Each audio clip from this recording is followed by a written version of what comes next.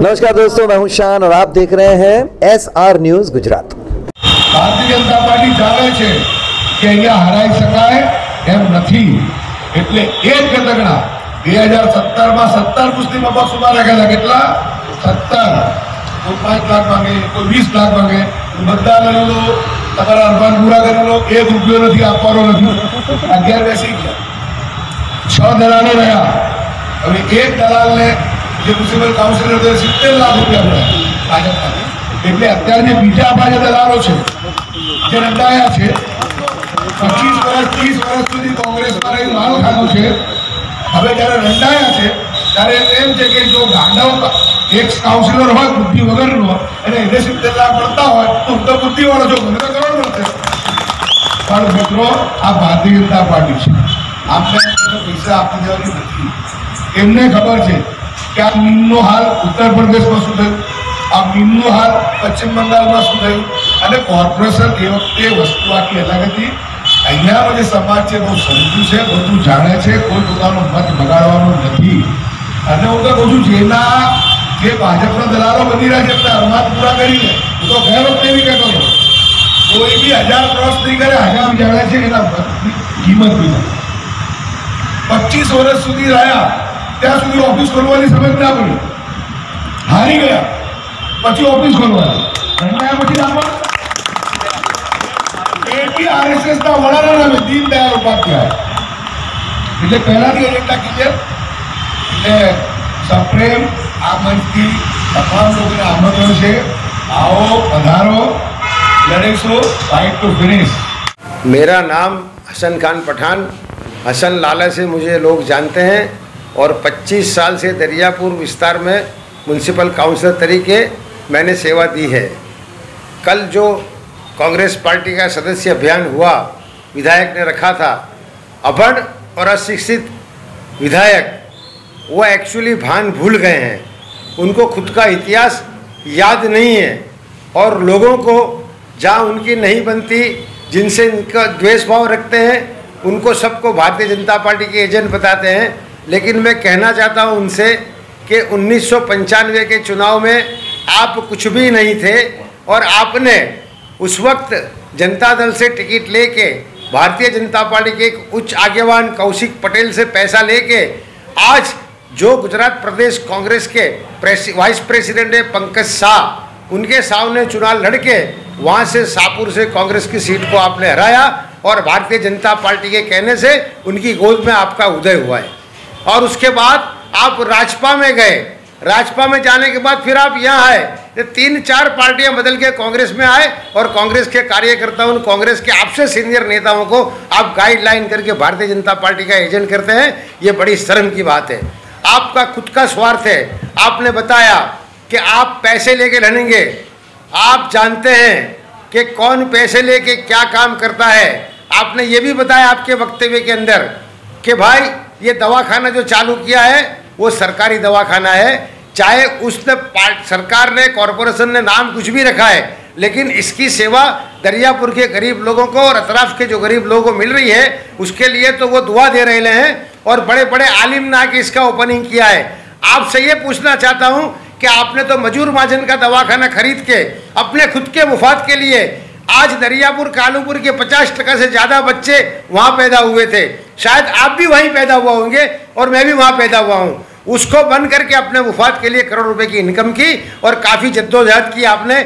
ऐसा तो मैंने करा नहीं है कभी भी, मतलब। और भारतीय जनता पार्टी के एजेंट की जो बात कर रहे हैं आप, मतलब, तो मैं आपसे ये पूछना चाहता हूँ कि आपने कांग्रेस के धारासभ्य होने के नाते आपने हमेशा पार्टी के प्रोटोकॉल को ठुकराया है और मुख्यमंत्री के और सरकारी प्रोग्राम में हाजिरी दी आपने।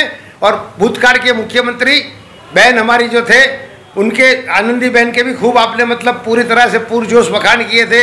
रेलवे का कोई प्रोग्राम हो सरकार का, उसमें भी आपने हाजिरी दी। आपने तो मुख्यमंत्री को एडवर्टाइजमेंट दी थी। कांग्रेस पार्टी ने आप पे नाराज होकर आपको शोकॉट नोटिस दिया था और आपको कहा कि आपको पार्टी में से क्यों निकाल देना चाहिए। वो तो अहमद पटेल उस वक्त जिंदा थे, अल्लाह उनको जन्नत नसीब करे, उन्होंने बीच में रह के आपकी ये माफ़ी तलाफी एक्सेप्ट कर ली और आपको पार्टी में चालू रखा।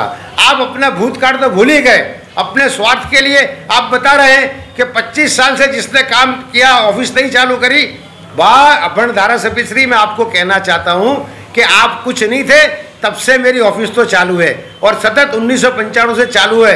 एक वक्त ये था कि आप खुद बता रहे थे कि मेरी ऑफिस भी आपके अकाउंट में आप गिनते थे मतलब, और आज ये बता रहे हैं कि ऑफिस अब चालू करी। ऑफिस तो कंटिन्यूस चालू है, लेकिन CSC सेंटर और ये तमाम सेंटर पिछले 7 से 8 महीने सरकार ने बाहर प्राइवेट सेक्टर को दिया है। उसके पहले हर काम जो होता था, माँ कार्ड का बराबर, आप तुम्हारे आधार कार्ड का, सब कार्ड वो सरकार की स्कीम के अंदर सरकार के डिपार्टमेंट में बनते थे, अब वो दिया, इसलिए सेंटर चालू हुआ है। तो आप ये चाहते हैं कि दरियापुर के लोगों को और दरियापुर के विस्तार के गरीब लोगों को कोई लाभ ना हो, और जो लाभ करार निकलता है उसको भारतीय जनता पार्टी के एजेंट बना रहे हैं। नारंगी आकाओं के एजेंट तो आप हो, आज भी आपको पता है और भविष्य में पता है, और आप चैलेंज वाली भी बात कर रहे हो, मतलब कि आज किसी भी तरह से यहाँ पे आएगा जो भी जिसके लड़ना है वो लड़ ले। अरे ये खुदाई दावे मत करो, धारासभ्य अभण धारासभ्य, जरा भान में आओ और सत्ता के नशे में चूर, ये बातें मत करो। अल्लाह को जो मंजूर होता है वही होता है, और कौन किसको कितने वोट देगा वो दरियापुर की जनता नक्की करेगी। दूसरी बात ये रही कि जो हमारे विस्तार का मतदार नहीं है, जो दूसरी विधानसभा में मतदार है, दरियापुर की भोली प्रजा ने 10 साल तक आपको सहन किया, अभण और अशिक्षित धारासभ्य को और बाहर के MLA को एक्सेप्ट किया, लेकिन अब दरियापुर की जनता जागरूक हुई है और अब आपको पता चलेगा कि अल्लाह ताला हमेशा सच और हक पे फैसला करता है।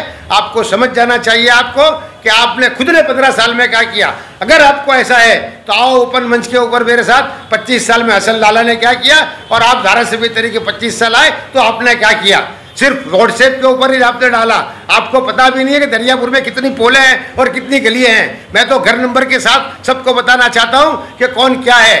सिर्फ आपके पैसों के जोर के ऊपर मीडिया के अंदर एडजस्ट करके और अपनी वाह वाह कराते हैं। अपने जो पेड सर्वेंट हैं उनको हमेशा कहा जाता है कि ये डालो, वो डालो, ये मेरी पोल डालो।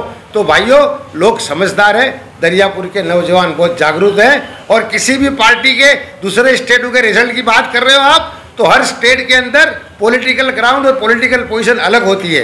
हमारी पार्टी कांग्रेस पार्टी की भी पोजीशन यूपी में क्या है वो भी आप अच्छी तरह से जानते हैं, और पार्टी की भी क्या पोजीशन वो भी अच्छी तरह से जानते हैं कि आप 399 सीट के अंदर, 387 सीट के अंदर, इतनी बड़ी हमारी पार्टी के अंदर भी उसकी 387 सीट के ऊपर डिपॉजिट गई है। तो आप उससे बहुत अनजाने की कोशिश मत करो। कितने 20-100 होता है वो आपको पता चलेगा। बस मैं इतना ही कहता हूं कि आइंदा कभी भी कोई काउंटर करो तो सोच समझ के करो, ताकि अपने ऊपर आवे। एक उंगली अपने बता दे कि ये इंसान खराब है, तो 4 उंगली जो है अपने सामने दे कि मैं कितना खराब हूं। आपको समझना चाहिए कि किस तरह से मतलब काउंटर करना चाहिए, और जो हक और सच है उस पर जाओ। लोगों को इच्छा लगेगी तो आपको फिर से चुन के भेजेंगे। अब एकदम चुनाव आ गया नज़दीक तो आपको फिर से मतलब यानी खुजली चालू हो गई और अनाप शनाप भाषण करते हो गए। भान में रहो, सत्ता के नशे से दूर रहो, अब वक्त कम है और ईमानदारी से काम करो। अगर नहीं तो आपको पता है कि यहाँ के लोगों ने, दरियापुर के लोगों ने अच्छे को धूल चाटते कर दिया है, और आपको पता है ये चीज़ का। बस इतना ही कहता हूँ, ज़्यादा मैं नहीं कहूँगा, लेकिन भान में बोले अभण धारासभ्य और बाहर के धारासभ्य। Thank you guys, thank you SR news. Please friends like करें, शेयर करें, सब्सक्राइब करें SR न्यूज़ चैनल को, and have fun, stay blessed.